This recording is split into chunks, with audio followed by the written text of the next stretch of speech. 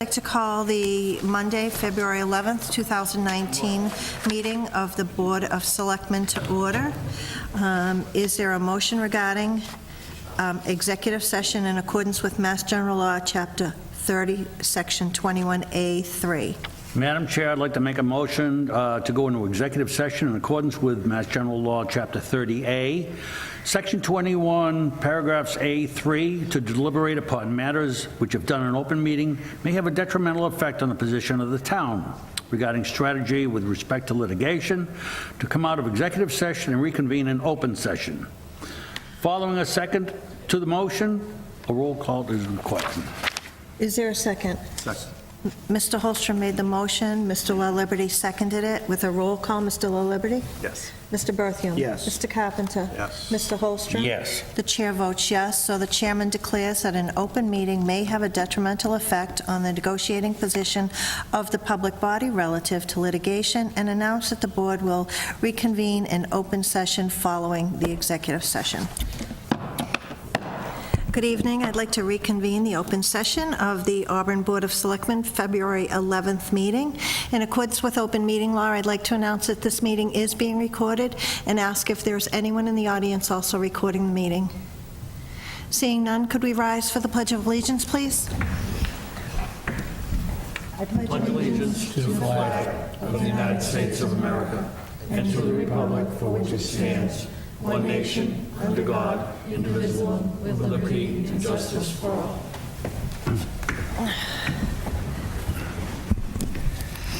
Our first item is public comment, and we have Town Clerk Deb Grimo, who signed up to speak about the election and the census information. Ms. Grimo.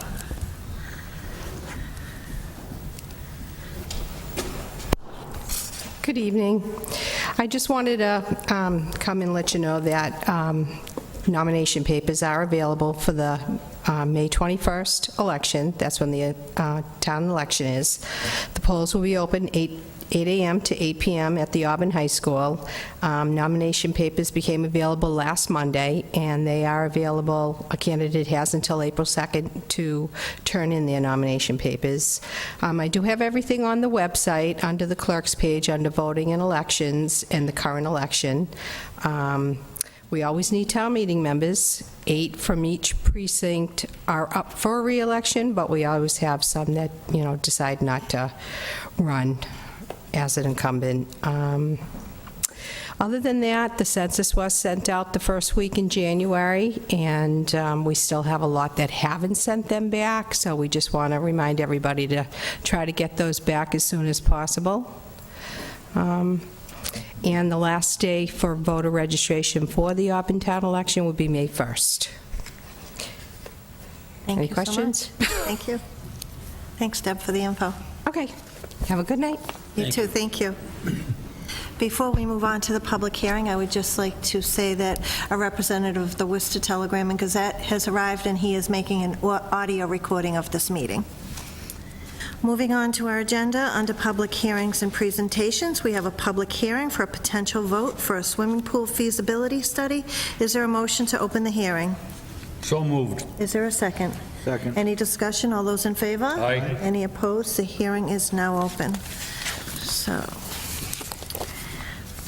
I think how we will start is I'll turn to the town manager and just ask her to give us a brief update as to what has happened and what brought us to this point. Certainly, through the chair to the board and those who are here for this. Back approximately a year ago, Dr. Martha Pappas came to Ed and myself and said that she was interested in making a extremely generous donation of $1 million to the town to construct a swimming pool. And our response at the time was that while it was very generous, we didn't have enough data or facts to present to you as a board to be able to make a decision as to whether to accept the donation, because as you know, under the law, donations are accepted by the Board of Selectmen. So we applied for a grant in the amount of $30,000 from the Pappas Foundation to fund a feasibility study for a swimming pool to determine what the potential cost to construct the pool, operate, and maintain the pool, as well as to determine if there was demand for such a facility in town, if there was any opportunity to generate revenues through the use of that pool from various uses to kind of offset any of the costs that went into it. And basically utilizing that information to be able to come back to you as a board of selectmen, give you all this data, and have you make an informed decision.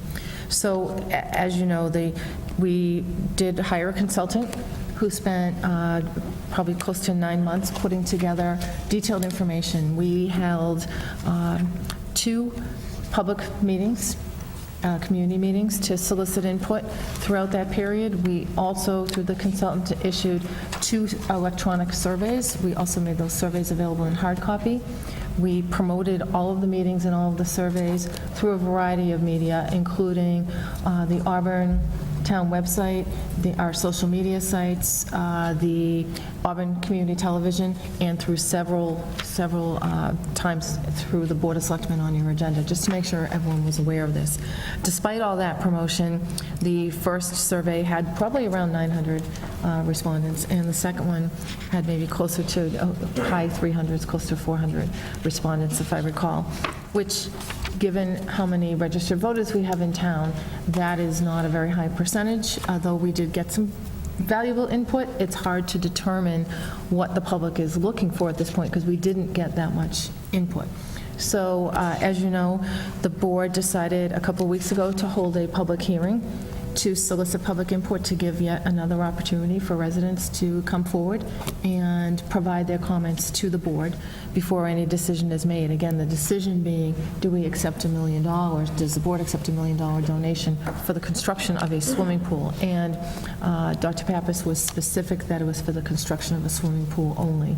There were no other options to be looked at when that donation proposal was made. So just in summary of the study, I'd say 40% on the last survey. Once we had some initial costs and some potential tax impacts, we put another survey out. Approximately 40 people were interested in a pool, 40% were interested, 40% were not. But of the 40% that were interested, the majority really were interested in an indoor facility, not an outdoor facility. The preliminary estimated costs, and we did talk about this with the consultant a month ago now, the preliminary costs were $4.5 million for an outdoor pool, and that's a base price. Added amenities will add to that cost. The preliminary base cost for an indoor pool was $9 million, and again, added amenities that people indicated they wanted to have and that potentially could generate revenues also will add to that cost. So you're really looking at a range, but at a bare minimum, 4.5 for outdoor, 9 million for indoor. Again, it's hard to determine whether there is that much demand for this. We did hear vocally from several people who were interested. Excuse me, Julie, could you move that microphone? I guess some people in the audience Is that aren't better? hearing it. I'm sorry. Better? All right. I'm sorry. Want me to start all over? No. I apologize. We did hear from people who were both interested in and not interested in the survey, but since the board has asked us to put this out again, we've been advertising it heavily that you were having this hearing. We actually only received one email from any of the residents, and that was that email was a little time ago, I think maybe a week ago. And then earlier we had received an email prior to you announcing this. So overall, we've heard from 2 residents through public forums like this. We did have a good turnout. We had good interest in it when we did have public meetings, and I see some of the people who were here were at those public meetings, although I would say there wasn't a great turnout at the public meetings, but several of the people who were there were interested in learning more information and just wanted to hear about it. At that time, we also didn't have costs. The costs came out later. So what we're presenting to you is what the BSC group, which is the consultant, came up with as far as costs, recognizing that the $4.5 million for the outdoor pool could be offset by revenues. There are some potential strategies for raising revenues, including swimming lessons and other use of the facility, whether it's an indoor or an outdoor. I will tell you that the consultants found, as did we before we did this study, that most municipal swimming pools operate at a deficit. It would be very unusual to operate such a facility and break even, especially the first couple of years. So I just want to make sure that everyone was clear on that there are revenue sources, but most likely not to offset your initial costs and potentially not to offset all of your operating costs either. And I think as far as everything else is in the study, it has been online for a little over a month now. It's been available to the public. And if anyone's interested in seeing it, you can see that there was a lot of work that went into this, looking at demand, looking at whether there are other facilities in the area.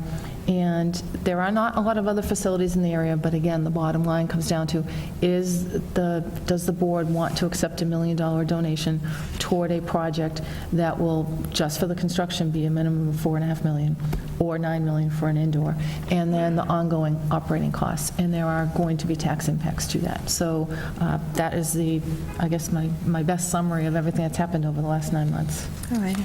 So I know our CFO is here this evening, and we are speaking in very general terms because we have such a range of, of tax impact from 4.5 million to 9 million. Can you talk a little bit about the process? How would this be funded, and a rough impact on taxpayers? So there are two pieces to this, and I know Julie alluded to both. So I want to make it clear that the tax impact identified in this report is only for the base price. So an outdoor pool at 4.5 million, and this is at the current tax classification. The impact for, and this is construction cost only, the outdoor pool impact would be 26 cents on the residential factor, 32 cents on the commercial industrial. The outdoor pool would have an average impact to the residential homeowner at the average median value of about $68 per year, and $366 for the commercial property, $455 on the industrial property. The indoor pool at $9 million base price, impact on the residential taxpayer 52 cents per thousand. The commercial industrial 65 cents per thousand. Annual tax impact of roughly $137 on the residential and $745 on the commercial, $925 on the industrial. In addition to that, we have to look at the operational cost in maintaining the pool. The indoor pool would cost annually $840,000 and change. The residential impact on the tax rate would be 29 cents per thousand. On the commercial, it would be 66 cents per thousand. On the single-family property taxpayer, it would be roughly $76 per thousand, or annually. On the commercial property, about $756 and about $939 on the industrial. On the outdoor pool, annual O&M would be about $284,000. It would be 5 cents per thousand on the residential tax rate, 35 cents on the commercial. It'd be about $13 and change on the single-family property taxpayer, 401 on the commercial, and 498 on the industrial. Once again, these costs are for the base price only, so there are some incremental tax increase for some of the amenities, which are listed in the report, ranging from 6 cents per thousand on the residential. If you fold everything in, it's about 11 cents additional per residential taxpayer. Those are the costs that I believe that does not require or account for any costs associated with engineering and design, as well as any acquisition costs. The site is not known where this pool would go. Those are added costs that may be required to construct either an indoor or an outdoor pool. And just one last issue, whichever one of you wants to address this, is there's been a lot of discussion about user fees. Can you talk about what is and isn't allowed by law when it comes to user fees and who can use the pool? So, depending on where the facility is located and what resources go into it, which primarily will dictate that the town would have to make it open to the public, you can charge a different rate for residents versus non-residents, but you most likely would not be able to restrict it to residents only. As a matter of fact, even according to this study, the bulk of the revenues would most likely come from non-residents because they could hopefully pay a higher amount and would generate more activity. If it was only, I believe the report talked about if it was only residents and it was only charging a resident fee, your revenues would be decreased even more than what we're projecting the residents would be at. And under what circumstances could we restrict it to just residents? I am not aware of any circumstances. That's not to say we couldn't, if it was something the board looked into, primarily if it is on land or primarily it's driven by the federal funding sources or the state funding sources. So if any federal state funding went into either the acquisition of the land or any of the facilities itself, then it must be open to the public. It can't be specific just to your town. And the chances of that are very slim. And thank you for that. We've had these discussions, but I want to be sure that anyone watching and anyone here who's ready to make a comment is aware of that. I'm going to open it up to board comments or questions first. Before I open it up to public comment, are there any questions? Mr. Holstrom. That would be my suggestion, is to open it up to the comments, because we've discussed it here a little bit. We've seen the presentation. I don't know how many of the audience has actually seen the presentation, but from what information has been given tonight, what information was given in the presentation, what they've gained over the social media, I'd like to hear from the residents first before I make any comments. Okay, there were no questions from board members? Okay. Okay, when you come up to the microphone, please give your name and address for the record, and wait until I recognize you before coming up. Who would like to comment? Please come up to the microphone, give your name and address for the record.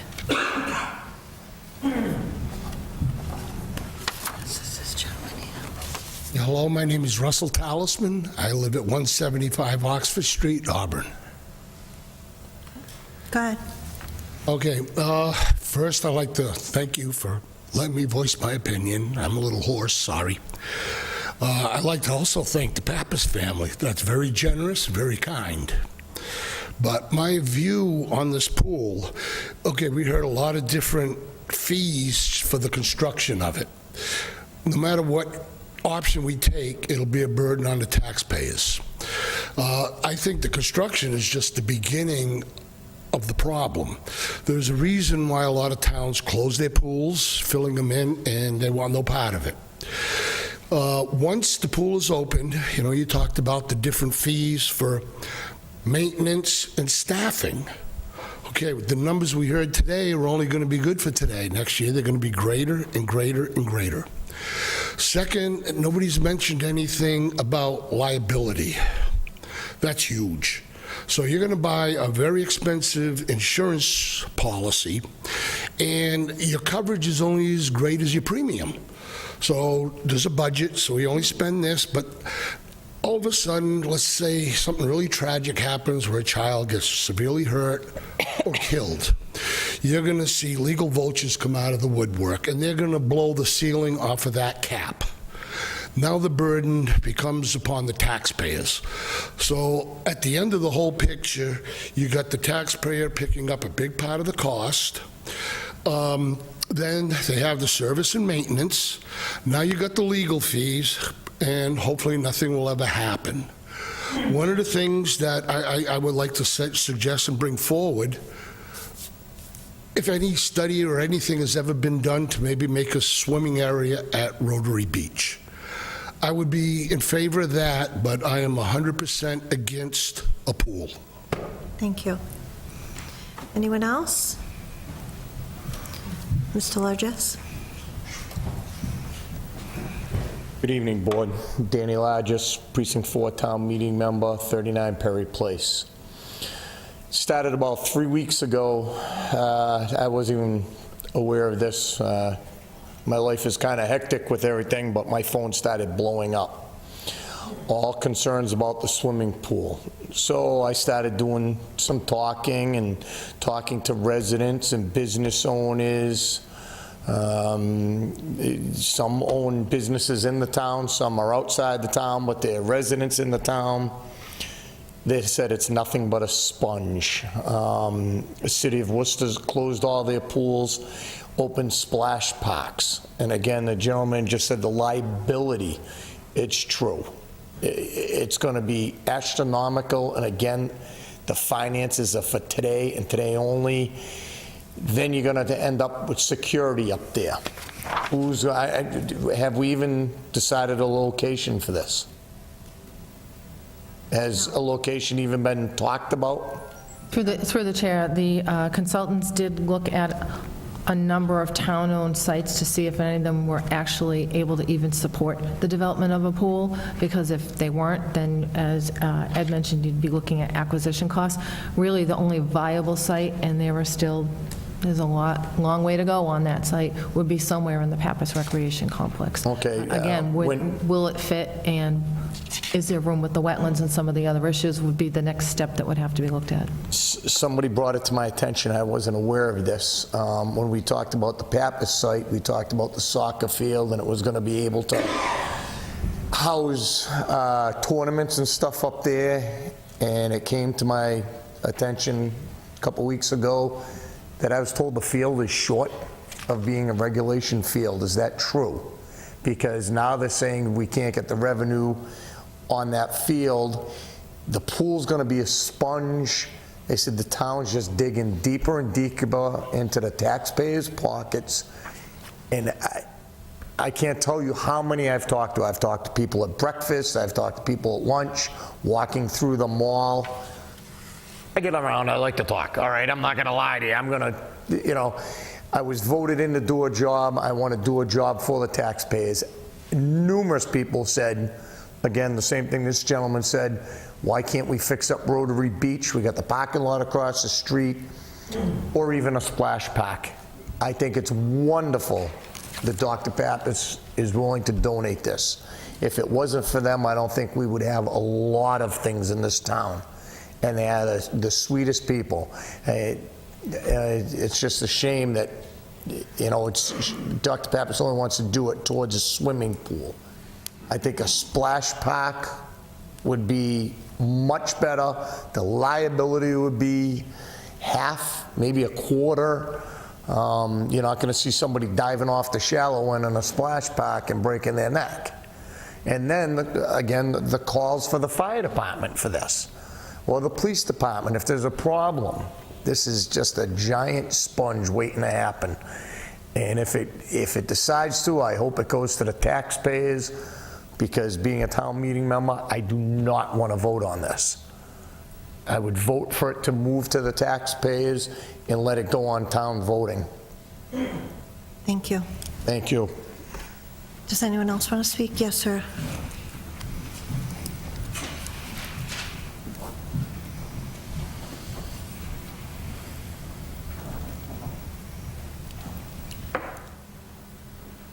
Good evening. Good evening. Chuck Miller, 34 Arlington Street. Like everybody else in town, I don't want to pay more in taxes, but sometimes things occur that benefit the community, and you just have to bite the bullet and say, I'm going to do it. I see this as a benefit to the community. I support the pool, and I think it's an asset to the town. I think it opens a lot of doors for recreational opportunities for preschool, young kids, but also seniors that don't have an opportunity to be as active as maybe they would like to be. Second point I would like to make is in the presentation, in the details of the presentation, it does mention that most communities operate pools at a deficit, but there are a couple communities that operate pools at a break-even point and also a surplus. And I would suggest, I suggested at the meeting, suggest again, that we reach out to them and find out what they do and then see if we can copy their model. Thank you. Thank you. Anyone else? No additional public comment? Or we close it? Okay. We're going to close the public portion of the comments. Do board members have questions or comments? Mr. Holstrom. Thank you, Madam Chair. As it's been noted, Dr. Pappas and the Pappas Foundation has been overly generous to the town of Auburn. They've come up with a lot of facilities here that have helped the town along, benefit the townspeople, and they are well used. And this pool here is one that I think, as Mr. Miller had mentioned, that it would be an asset to the town. However, we do have other projects in town that we're looking at right now. It's, and when I did a quick calculation on what it would cost between the operational costs and the construction of the pool, every year under a single-family property, it would be, and it's what, $250,000 home, $260,000? Yeah, that was the median. What is the average cost of a home? I think it was about 240. Around 250 or 260? We're talking about $213.26 additional cost on the taxpayer. This is something that each individual home resident will absorb that cost. Will they all use it? No. I know there are surrounding towns. Grafton has a pool. Holden also has a pool. I don't recall the reports of what actually did happen, but from what I can see, right here in our own backyard, that's an extravagant piece of property with building a pool on. I don't think the town could handle it. It couldn't sustain itself over the course of the years. I don't think that we may be able to break even. Well, some towns would, some towns don't. And my feeling is that with all the ongoing, we've done well in this town so far. We have a leg up over the other towns in Southwestern County. We're doing very, very well. I think this would put us behind the 8 ball if we went along forward with this swimming pool. So I can't support the swimming pool. It'd be irresponsible of me of saying, yeah, we're going to go forward and let's put in a swimming pool. And the expenses would be just extraordinary, and I don't think that the taxpayers are willing to step up to take care of that. My comments. Thank you. Anyone else? Mr. LaLiberty? Through the chair, I agree with everything that Mr. Holstrom said. I think that, I've gotten a lot of calls from residents. Some have come tonight to talk. I haven't seen many in support. A lot are very concerned about the increase in costs. We have a lot of senior citizens that probably wouldn't benefit from the pool, but would feel the hurt or the hit from another tax increase, so that would be associated with it. So I thank the Pappases for their generosity, but I agree with Mr. Holstrom. That said, I would support putting it on the ballot this coming May if that's the way the board feels, but if not, I agree and I wouldn't support it. Mr. Berthium? I'll echo the same as my fellow board members. It's just, from what we've heard, there's just too many people that just can't see spending that kind of extra money, getting that liability, undertaking that right now. Like Mr. Holstrom said, we have a few other projects, large projects that are coming down in the next, 4 to 10 years. Much appreciation to the Pappas family. I think every one of us completely appreciates what the Pappas family has done for the town of Auburn and continues to do. Very generous, but there's just no fiscal sense to, especially at this time. Certainly maybe 8, 10 years from now, our schools are in place, our public service facilities are in place, everything's going good. We have all of our commercial buildings occupied and the town might be doing well enough to entertain it. I don't think, we should say this town should never have a pool, but I think our timing right now is just that it would not make any fiscal sense at all to do. Mr. Carpenter? If anybody's looked at page 2 of our agenda, one of the discussion items under town manager is debt management policy. On average, and that's in average, $2.74 per thousand on a tax bill goes to the debt we already have. The average person pays over $700 in tax burden to pay for the amenities that we took a risk and we built. And I think we're all happy that we built them. But those were necessities. Those are not wants. Those are not things that we'd like to have.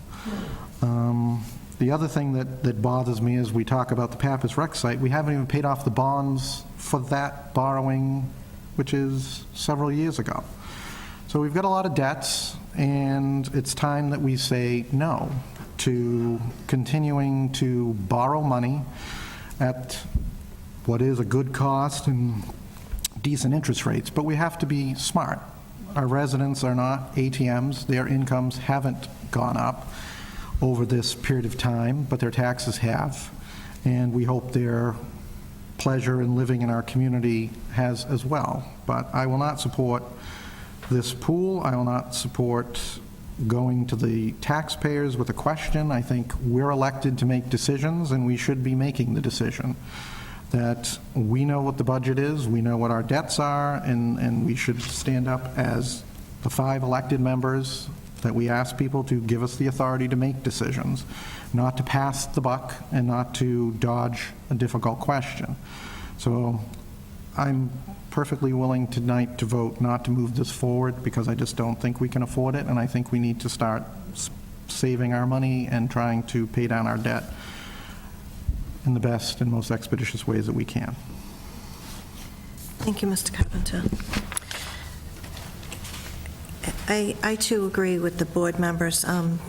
We began this process almost a year ago, and unfortunately, we haven't heard a lot from residents on the record. People have reached out to us individually, and we've talked about a potential non-binding referendum. But what would that look like? Because we haven't had enough input.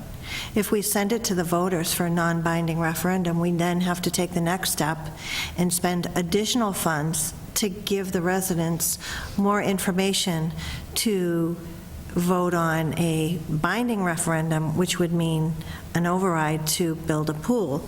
I just think the timing is off, as other board members have said. We have other projects in that we're looking at, most significantly being a potential public safety complex. I think that we need to wait until all of these studies are done. I would hate for someone to support a swimming pool and then come to us at a later date and say, well, you guys didn't talk about the public safety complex. I wouldn't have supported a pool had I known that the town had these other needs. As Mr. Carpenter said, we have this information. We're tuned in. We'd like to think that people are at home on Monday night watching us, but the reality is they see bits in, the Auburn Mass Daily and the Telegram, and then approach us about it. But this has been a long conversation. It's been going on for a year, and yet we had one email from a resident for public input, one email, and we have a couple residents who have spoken tonight. I don't think it's fiscally responsible if we spend additional tax dollars to ask residents when they haven't provided any input to us as to whether they want this. Mr. Holstrom? Thank you, Madam Chair. I've only received actually 2 emails saying my taxes, it's either food, my medications, or a swimming pool. And I can hear them. I hear them very loudly, that people have to watch for their pocketbooks. They have to watch out for, well, they want to stay in the town. They don't want to leave town. They want to stay here, and they're great residents, and we do want to keep them here. I've heard from all the board members here tonight. We have had a chance to go through and see all these presentations, and like I say, we've got, astronomical numbers for taxes to be added to for a swimming pool that was definitely a wish list. And Santa Claus, please help us, but Santa Claus can't even help us with this. This is a little bit above and beyond what the town would see, and I would be irresponsible in supporting this. And again, to the Pappases, thank you, thank you, thank you, but I can't support this, and I'm going to make a motion tonight that we table this indefinitely and do not send a referendum to the voters. I'm just going, okay, we'll need to close the hearing first, so I just want to finish my comments if the board, well, I thought you had a point of order or something, that's why so I'm just going to finish my comments and then. Well, I just had one more thing along with that. Okay, go ahead. That I would go along with what Mr. Berthium said tonight, that down the road, if it's something that the town of Auburn can do, I am not adverse to it. But right now is not the time. Thank you. Thank you, Mr. Holstrom. So I obviously want to be on record here as thanking Dr. Martha Pappas as well. I hope we can continue the conversations, and you will relay our thanks to her. I hope that she's heard some of the comments that we've heard over and over, and mostly, and including, the interest in a splash park. I don't know if that's something she would be interested in, but we've heard from many residents on that. For the record, because we do have one email, I do want to read this into the record. While I appreciate the Pappas family willingness to donate $1 million to this project, I can't support a swimming pool. Being a taxpayer, I don't want to see taxes added for something that the entire town population doesn't benefit from and has a potential to operate in a deficit. I would recommend that a minimum number of responses be required before any decision is made. Say 75% of eligible taxpayers, not voters, be required. Maybe a mailing should be made. Again, only taxpayers should be polled. Thank you for the opportunity. Thomas Fleming, Auburn. Is there any additional public comment before we close the hearing? Did Town Administration want to add anything before we close the hearing? I would, thank you. We too would like to thank Dr. Pappas for making this generous offer, and also the Pappas Foundation for providing the grant funds to do the feasibility study.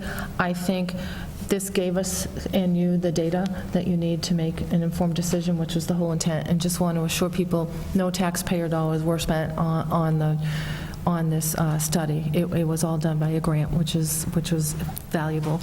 Also want to say, and it's been touched upon by all the members tonight, but just so the audience knows, we do work very hard on town administration. We strive to control our debt, and we have financial policies in place that help us, guide us on how we're going to control that debt, how we're going to hopefully use our taxpayer dollars wisely to reduce the need to borrow for capital, so that our ultimate goal, our long-term goal, as the board knows, is to not have to borrow for capital at all. And by doing that, we're feeding into the capital, so we're paying for things up front instead of borrowing for them long-term.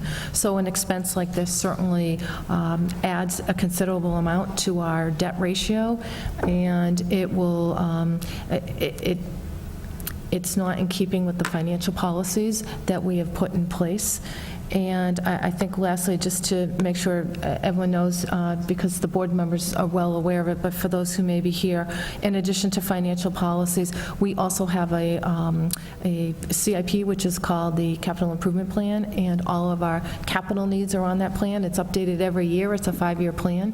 On top of that, we have a we have a facility improvement plan that identifies every building in town and what we're going to do to that. Those are needs that we have. We have to maintain the current assets that we have. We need to make sure that we keep these assets beyond their useful life and that we extend that as much as possible. So we do have a lot of debt that's coming up that the board has mentioned. So I just want to thank them for acknowledging that, and the members who are here that spoke this evening also. It's always difficult to not want to put in an amenity, and many amenities don't benefit all of the taxpayers. You know, basketball, not everyone plays basketball, not everyone plays tennis, not everyone does other amenities that we have, but this is an incredible expense. This is an enormous expense, and I don't think going into this anyone realized how expensive it was. We had some idea of what it was, but we really needed this data to show us what are the exact operating costs, what can we, at a minimum, expect, what can we expect for construction, and as has been mentioned, those are just estimates. You don't really know until you start getting into this. So I think from our perspective, we're grateful to Dr. Pappas and the Pappas Foundation for everything they've done for us. It's wonderful. I hope this doesn't dissuade the Pappases from their philanthropic tendencies for the town. We're so lucky as a town to have everything that we have from them. This just isn't the appropriate time to take on that additional debt. Again, this is a board decision, so we wanted to leave this to the board, but I just want to thank the board and hope that the public recognizes you didn't just make an easy decision, and you didn't make it without fact. You looked at everything, and we're grateful that you did that from administration. So thank you all. Thank you. Is there a motion to close the hearing? So moved. Is there a second? Any discussion on closing the hearing? All those in favor? Aye. Any opposed, so voted. Is there a motion regarding the $1 million donation? I'd like to make a motion that we say thank you, but to not accept it. Is there a second? Is there I any? believe there's a motion on the floor already regarding I made the motion during the open hearing. Okay, we had to close the hearing. So is your motion to decline the gift, or is the motion to table this indefinitely? Table it definitely and not send it to the voters. Okay, so we have one motion on the floor, and that is to table this indefinitely and not send a ballot question to the voters. Is there a second? Second. We're under discussion. Is there any discussion? Mr. Berthium? Through the chair, could you just clarify the difference between tabling it indefinitely and declining to accept the gift, or do we need to do both? I don't believe we need to do both, and by tabling it indefinitely, the town manager can, it's really up to Dr. Pappas, but it doesn't close the door permanently. If in years, a different board chose to pursue this, they could.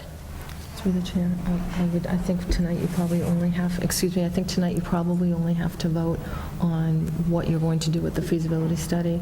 I don't think you even need to take that vote tonight on the donation, because it's not before you technically, but it is all tied in. So you could just vote on the feasibility study. So the motion on the floor regarding this feasibility study is to table indefinitely. And Mr. Carpenter, were you the second? Yes. And that's also, And we're, I'm sorry, Madam Chair, can we hear the motion, please? The motion was to table indefinitely and don't send it to the voters. is there further discussion? All those in favor? Aye. Any opposed? It is unanimous. Is there a motion for a brief recess to clear the room? So moved. All those in favor? We're in a brief recess.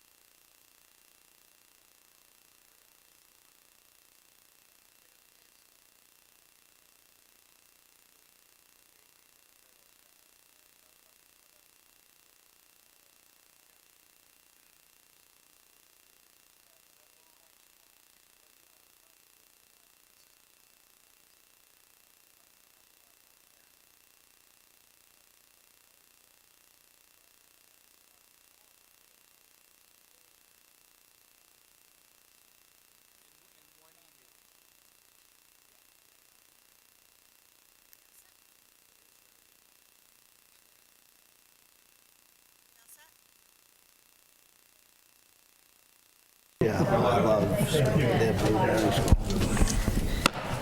like to call the meeting back to order. Order. That was a New York accent, huh? We have no communications under Board of Selectmen general items. We have the annual town meeting, which will be May 7th, 2019. Is there a motion to open the warrant?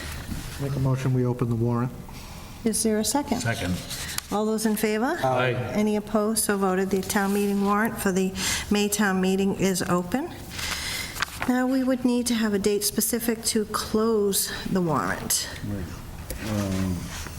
Make a motion, we close the warrant on, are we saying Friday, March 1, 2019? Any discussion? All those in favor? Aye. Any opposed? Is that closing it at 1 PM where we close? It would have to be. Okay. Nobody's going to be here. Well, if we don't have it specific, then people, like the town clerk has to stay late. So the motion is to close the town meeting warrant on Friday, March 1 at 1 PM. All those in favor? Aye. Any opposed? So voted. Next, we have an update by the subcommittee on live streaming the board meetings. I don't know who's going to speak to this, Mr. Berthium and Mr. La Liberty. If I leave anything out. All right. So at our last meeting, Mr. Berthium and I met with Mr. Hugo. We talked about the potential to live stream directly to YouTube. It's pretty simple right now, literally with the press of a button. We could just put it onto YouTube. The town already uploads the videos to YouTube anyway. So this would just give people the chance to view them as they're happening. With a slight delay, but it wouldn't be controllable. So we decided to write up a policy. This is just a draft. We were hoping to get your input on it, any changes that you thought should be made to it, if this is something that you wanted to pursue. Since it is so simple to do at this point, we were hoping in the next few meetings we could get it going. So this is just a quick look at what we'd expect it to look like, what our expectations would be, and drawing kind of a line as to what we would be doing. There wouldn't be the Board of Selectmen wouldn't be responding to comments as they're happening, so people couldn't expect to be at home or be somewhere, see the meeting, and then post a question and expect that that question would be answered. Nor should they expect that the board would come back and answer any questions that were posted the same way that it would be now, currently. If someone views one of our meetings on YouTube and then after it's already happened posts a comment, we're not going in and answering anything, so it would be in a similar fashion. There are items in here about keeping with code of conduct that we already adopted. And just a timeline as to when we'd want to start. That's all I have. I don't know if Mr. Berthium wants to add anything. No, just want to emphasize that, it's strictly for somebody that may not have the capabilities of cable TV, that might be, working out of town, but wants to pretty much live listen in on a meeting, or a lot of people are now just getting internet with, different applications, and they're not getting cable TV. It would give them the ability to watch the meeting as live as possible, but that we, it's not to entertain anyone's opinions or react to any questions during our meeting. If you wanted that, you would have to come the normal process here at the town hall, and in the proper times that the chairman designates. So it looks to be a nice resolution to something that we've been looking at for at least a couple of years now, and unless somebody has questions with the policy as it's written, or has any questions, we're just hoping to kind of move it through and get it started. There's one thing that I wanted to add in here that I forgot to mention. Our last item on here, item F, says that we're encouraging other boards to do it. Obviously, we can't force them to, but I think it would be nice. I mean, I'm in Amherst, as most of you know, a good chunk of the time, so I can't see the meetings until after they're posted or the minutes are available. So I think for people to have the other meetings available live streamed would be a benefit to most residents. So I would ask that we encourage the other boards to adopt a similar policy to this one. Mr. Holstrom? Thank you, Madam Chair. You guys have done a great job on this. I did have concerns when it first came up, and I was afraid that there was going to be some input during our meetings, which would create some havoc and create some delays in our meetings, and I was afraid of that. But the way this is drafted, just so that you have live audio of, I don't know if it's going to be video too. Yes. It would be video and audio. We wouldn't be able to get the response back during the meeting, but that information would go out, and I think anytime that we can get information out from this board or from any other board or commission around town, I think is very, very important. And I like the way the policy's been drafted, and my feeling is they're always working documents. There's going to be make changes as we go along, as comments come in and questions are made. So as I see it right now, I am in full support of this, and I think that if we could get started tonight, that'd be an awesome thing. But you got saying starting on March 11th, 2019, and every meeting following. Would there be any time where it couldn't be? Anytime that we're being taped, I guess, and I just go through the chair to Chris, you go, I guess, to cable. Would there be any time where this couldn't happen? Or as long as we're on TV? Chris, we're going to have a couple of questions for you, so if you want to sit or stay there. Also have with me Aaron Keys, our newest member of the local channel committee, and my counterpart in Spencer, who also streams. Since the government channel is a priority, say you're meeting here in another committee's meeting over in the planning board room, we could go live with you, we could stream with them. That's how we'd use this. There'd really be no time when a meeting couldn't be streamed. If it can be broadcast live, it can be streamed. It's only dependent upon the internet. If the internet's down, then it won't be streamed. Okay. As our connection with Charter Communication is proprietary, it's independent of any internet issues. Thank you, Chris. Chris, well, we talked about how it would be sent out on YouTube. Will it be the same video feed that's currently on cable? So whatever's airing right now on cable, it would be the same camera angles, same public comments, everything? Yes. It's the same feed. It's literally another button on the machine, and it just sends it to a different location. So when you link the YouTube showing, when you potentially link the YouTube video, I assume you would link it to your Facebook and people could view it there like you do currently? So you or the town monitors any comments that are on that. But if you go straight to YouTube, just youtube.com, and view it, any comments that are on there, if they were deemed inappropriate, it would be reported directly to YouTube, and you would have no control over that?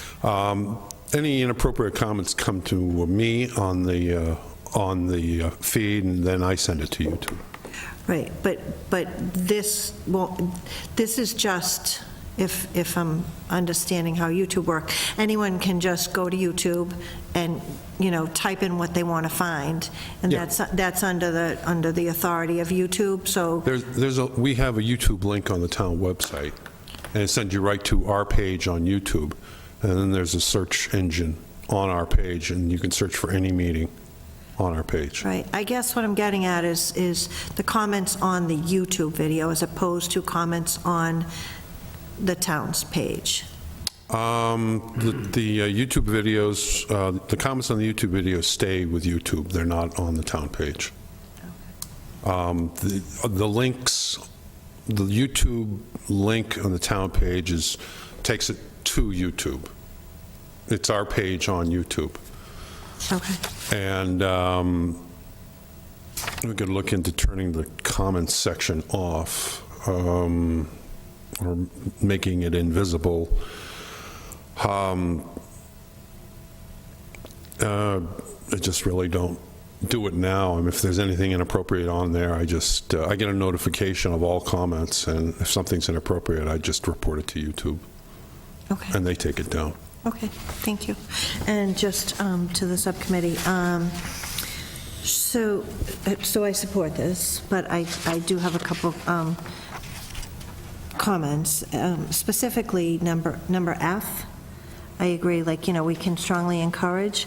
I would prefer to see that, like, more so taken out of the policy, because this is a policy, and then we could send notice, if, assuming from what I've heard, board members support this, then we could send notice to other public boards and commissions saying, at its February 11th meeting, the Board of Selectmen adopted the attached policy, and then include that language that says the Board of Selectmen strongly encourages other boards and commissions to adopt similar. I don't necessarily think that we'll get the message out strong enough if we just adopt a policy and we put it in our little booklet. I'd much rather say what I just said. We adopted the policy, and we encourage you to do the same through a separate correspondence.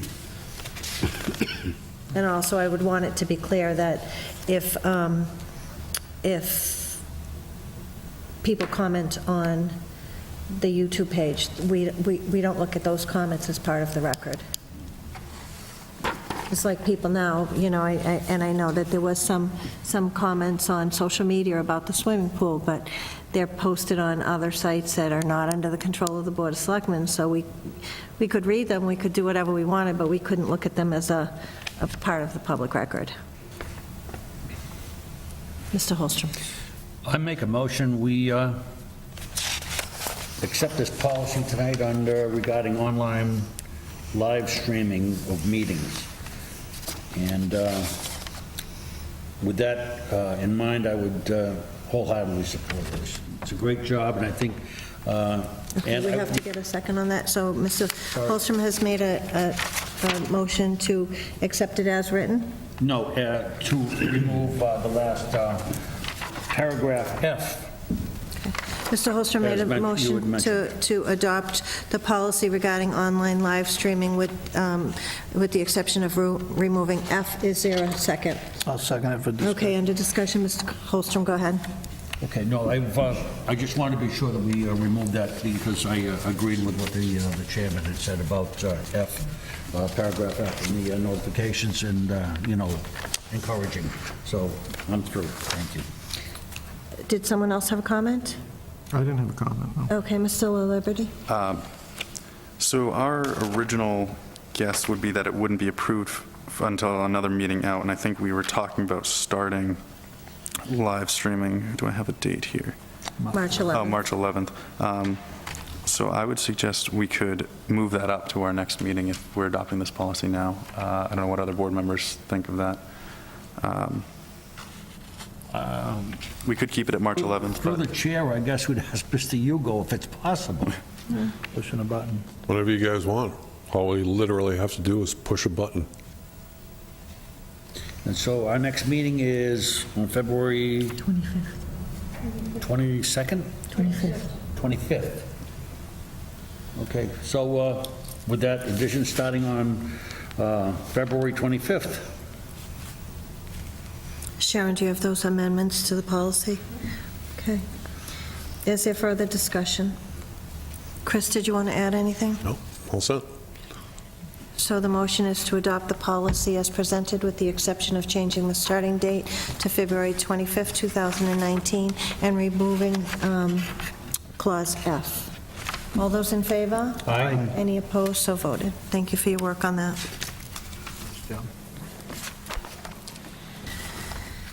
Moving on, under gift acceptance in accordance with Mass General Law, Chapter 44, Section 53A, we have a gift to the Fire Rescue Gift Department account in the amount of $300, from Frank Tanor, and we have to the Fire Department gift account in the amount of $100 from Hussman Corporation. Is there a motion? Motion to accept with gratitude. Is there a second? Any discussion? All those in favor? Aye. Any opposed? So voted. There are no proclamations or recognitions. Moving on, under town manager items, we have a discussion on the draft of the proposed debt management policy per the recommendation of the chief financial officer. Ms. Jacobson. Through the chair, in a moment, I'm just going to turn it to Ed Kazanovich, who prepared this draft. But as we mentioned a little bit earlier, this is yet another financial policy that we've been discussing internally that we'd like to have. I believe the financial policies that we have to date are working well. We're adhering to them. The bond rating agencies, of which we had our call last week, made special recognition and acknowledgement of the fact that we have great, secure financial policies in place and that we are adhering to them. This is yet another tool in that toolbox, and I will turn it to Ed to describe what it is and why we feel we need to do this. Thank you, Julie, and through the chair. This policy is basically formalizes some of the practices that we put into place. We've always managed our debt, evident by the fact that we had a financial policy that currently takes 1/10 of 2.5% and applies it towards our capital program to minimize our borrowings. Excuse me. But in preparation for our most recent bond rating, which was last week on February 7th, we reviewed our notes from the last time we were rated. And there was a discussion relative to the town preparing a formal debt policy that could be voted by the Board of Selectmen in the Finance Committee like our other policies. We thought it was a good opportunity to put this in draft form and let the rating agency know, Standard & Poor's, that we were going to submit this to you on your meeting tonight. I think that goes a long way in demonstrating that we further want to enhance our policies and tighten up on some of our debt management practices. This sets into motion some limits of our debt that the rating agencies want to see. It also defines opportunities when we can, there's a callable provision on our bonds as well as a refunding provision that allows us to refinance our bonds if we can do so at a lower interest rate and save the taxpayers some additional dollars. It also puts into motion, we have to review the term of our bonds. We want to retire our debt as soon as we can. So it allows us to structure our debt in a way that maximizes our savings and gets it off the books as quickly as possible. It also targets areas and times when we're retiring debt, maybe to absorb some additional debt in place of that and still save the taxpayers money. And it structures our debt in such a way that makes us look out long-term and look at projects that Selectman Carpenter had mentioned that we know are on the radar screen that we're going to be forced to deal with in the future, and how we target that debt in those years to come. So I can tell you that in our bond rating, the S&P categorized our finances as remarkable, and that we're probably, he believes that we're the strongest AA+ in the Commonwealth of Massachusetts. This policy in itself may allow us to get a AAA rating, and so we wanted to put this in motion to at least send a positive message to the rating agencies that we're being proactive in trying to address our debt sooner than later. So I can tell you that years ago, our debt ratio was concerning to us. It seems somewhat inflated only because of the 2 debt overrides for the middle school and the high school. If you look at our debt ratio, when you back out our outside debt, we're at about 5.5% of operating budget, which is a very manageable debt ratio. That's good. We know we're going to retire some of our debt in 2024 for the high school. That's going to bring our ratio down. They take all that into consideration, but I can tell you the adoption of this will go a long way and solidifying what we currently have right now. I plan on taking this into the Finance Committee at their next meeting, probably in a couple of weeks. You may want to hold taking a position on this till you get some feedback from the Finance Committee. I think we did that before with the other financial policies. They adopted it first, and then it came back to you. That's up to you, but we're going to take this into the Finance Committee at their next meeting. Other questions or comments? Mr. Holstrom? I'm excited. Julie and her team, the both of you, you've been phenomenal in putting together these drafts to keep our finances stable, the town in great financial position. It's exciting to be here. We're doing well. It's unfortunate we have to turn down projects like we had tonight, but it's not to say that at some point down the road that we can't come back and look at that again because of the financial policies we're putting in place. And it's an honor for me to be here, just to be able to look at this and be part of, yes, let's go forward with the policies, because they've proven themselves already. We've done a great job, and you've done a great job, and all I want to do is say thank you.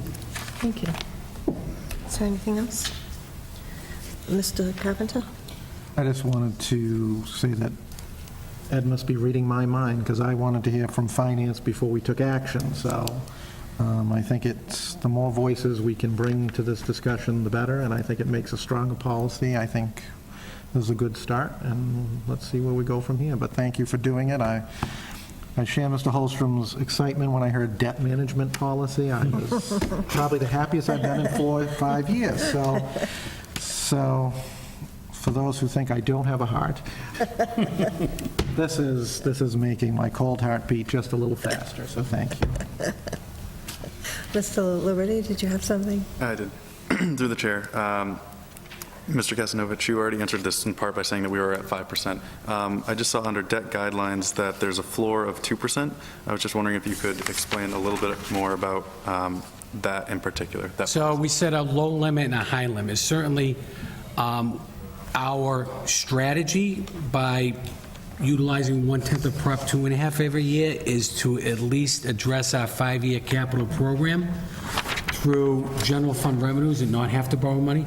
But we recognize, and we want our rating agencies to recognize, that our infrastructure is very important.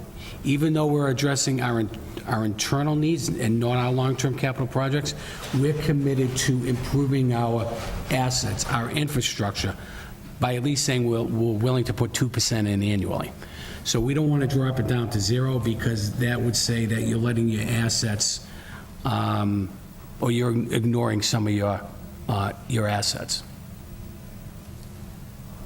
Thank you. Anything else? I have just a couple questions. I, too, am excited over this. Thank you for the work you've done on this. But you talked about presenting this draft policy to the rating agency. Do we need to take action prior to finance to show them? Is it just that you've presented it to us? And before you answer that, I know that in the past, we've had a tri-board meeting to look at these policies, adopt these policies. Is there a need or an expectation? We haven't had one for a while, that especially coming into budget, would it be a good thing to have a tri-board meeting, and the time frame for adopting this? Okay, so I don't see a need right now for a tri-board meeting. Okay. Certainly, I do respect the feedback and input that I may get from the Finance Committee to make this a better document, if they have some suggestions, and I'm all ears, willing to hear that, willing to make changes. In terms of S&P, we were rated on the 7th. We're expecting the results this coming Wednesday at some point during the day. We told them that this was going to be submitted to Monday night, and we were expecting a adopted policy in the next 60 to 90 days. So they know that we expect this to be reviewed, digested, expecting some feedback and some potential modifications. S&P has this draft policy before them now. They've seen it. We've had discussions about it. So I think we've got some positive feedback relative to it being in its draft form as it stands right now.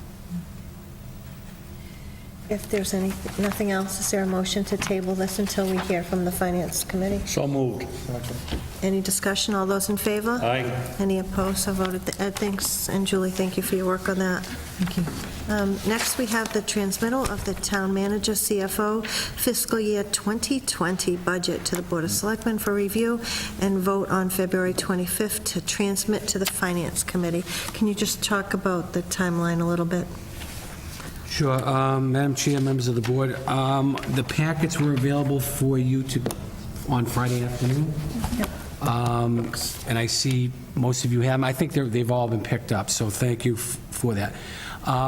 We're asking that you review it over the next 2 weeks. We will be back at your next meeting looking for a transmittal to be made to the Finance Committee so they can begin on the 27th, begin their budget hearings and deliberations. Julie and I have worked on this right up until Friday. So amongst many other things, it was tough to deliver this on Friday, but we were able to do that. It's a budget that we had to make several denials on some requests that hopefully we can revisit at the fall town meeting. I can tell you right now, the budget utilizes all of 2.5. But I can tell you in the past that the utilization of 2.5 was watered down as we got closer to the fall town meeting and some other numbers became available. Hoping to do that as best we can, leading up to the annual town meeting and leading up to the fall town meeting. Some things are not known at this time. This budget does use the governor's recommendation. The House and Senate version, or their recommendations, won't be known for a while. What impact that will have, it's too early to say. We continue to monitor local receipts to try to get what we can out of that in order to free up some additional dollars to some of the things that maybe we could not meet, or to mitigate the impact of 2.5 as best we can. So over the course of the next couple of weeks, I'll be available to answer any questions as a result of what you have in your booklets tonight. Feel free to call, email, and we'll help you out as best we can. But this is the start of a cycle that goes before finance. This will not be the final budget. Some of the things are not known, like health insurance. We're using trend analysis and estimates at this point in time. That could significantly change things one way or another, hopefully to the good, not to the bad. So that's where we are, and so we'll continue to update you as things become known to us. Thank you. So I just wanted to make a comment on this because I will not be here for the February 25th meeting, but so I won't be here to take that vote. But I did, as you know, attend the budget kickoff meeting when all of your department heads were there, and I'm just, again, so impressed with the entire process and where you've brought us in delivering a budget. You know, there's no I, there's no me. It's all about the team and what's best for the town. So I thank you for the work that you do with all of the department heads and the two of you working together on that. And if I were here, I would fully support the work you've done for this budget. Thank you. Is there anything else on this item? Seeing none, and I've seen it publicly on social media already. We have an announcement regarding the Stanton Foundation grant. Yes, since the last time I was here, telling you that we had submitted the grant and we were waiting to hear.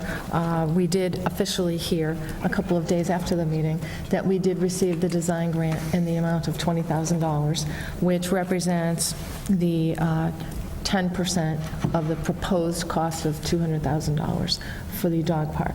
I want to make sure everyone's clear, because there's always questions. There are no taxpayer dollars going in to this. This would, so the $20,000 comes from the Stanton Foundation for the design aspect of the dog park. And then with the generosity and really hard work of the Fur Friends of Auburn, they have raised the match that is required of this in order for us to apply for a $180,000 construction grant with their $20,000 match, brings it to a $200,000 project, and then the $20,000 represents 10%, which is your design. So we're grateful that we received this grant. Our next steps are that we need to identify and solicit proposals from architectural firms who have worked on projects like this before or similar projects per the requirements of the Stanton Foundation. And our intent is to start working on that now. We'll be providing quarterly reports, I believe, starting in March to the Stanton Foundation. And once we secure a firm to do the original design, they will actually then help prepare bid docs, and the requirement of the grant is that we get those bid docs issued within a year of the issuance of the design grant. So we're looking at the outside end, we would have to have it out to bid by early January of next year, which obviously we're going to try to go faster, but a lot of it depends on the design and the architecture work and how long that process takes. So we're excited about it. And I know I just want to make sure, again, to thank the Fur Friends for all the work that they've done. They've been instrumental, and I think they did a great job in raising a lot of money in a short period of time. And it's not on here, but if I could just let you know, there is another grant that we found out about on Friday, which is why it's not on here. And it's a $10,000, well, we're waiting actually for the dollar amount and for the formal, but it hit the press before we actually got a letter from the state, but it is our understanding that we're getting a $10,000 downtown initiative grant to fund the wayfinding and branding strategies that we applied for Drury Square. So this is yet another piece of the redevelopment and really enhancing of Drury Square to be more pedestrian friendly, a lot more easier for residents and customers to go in and out, as well as to make it more attractive for businesses to want to be there. So we're excited about that grant also. Thank you.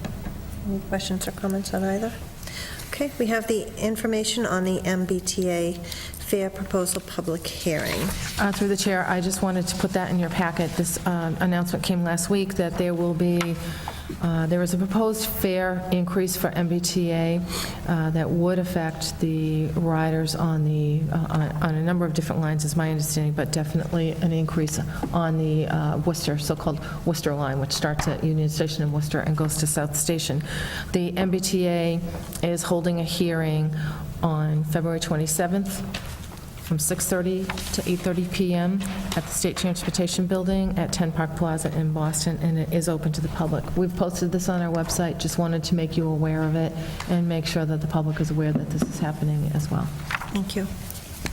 Do you have anything else? Oh, I'm sorry, the 2019 Citizens Leadership Academy. Yes, thank you. Just a reminder, we're soliciting applications for participation in the Citizen Leadership Academy. This would be the second one.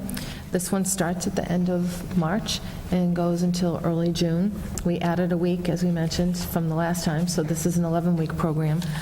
We really need to get more applicants because in order to make the program worth it, to have all the have the department heads put all the work and time and effort into it. We want to make sure that we have an audience to do this, so we're really encouraging people to apply. I know you have participated, and I know we have a member of the board who's interested in participating as well. So if you can just spread the word that we're still accepting applications, and we'd really like to get, you know, if we can, another 10 would be nice. Yes. It was a fun academy. So encourage people to attend.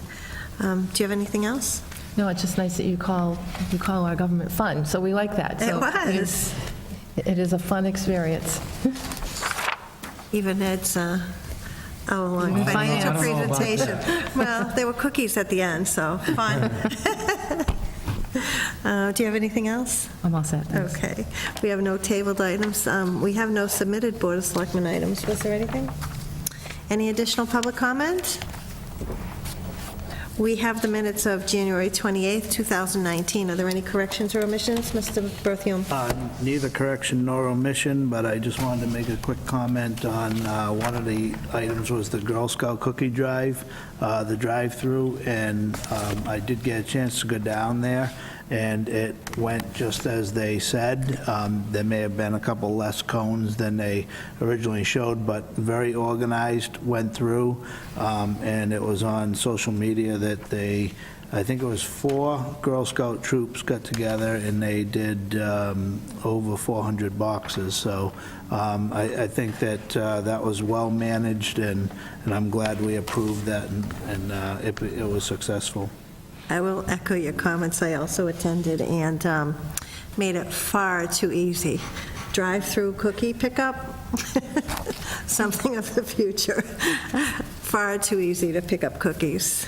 If there's nothing else, I'll entertain a motion to So moved. adjourn. Second. All those in favor? Aye. Opposed? We are adjourned. Thank you. and Good night.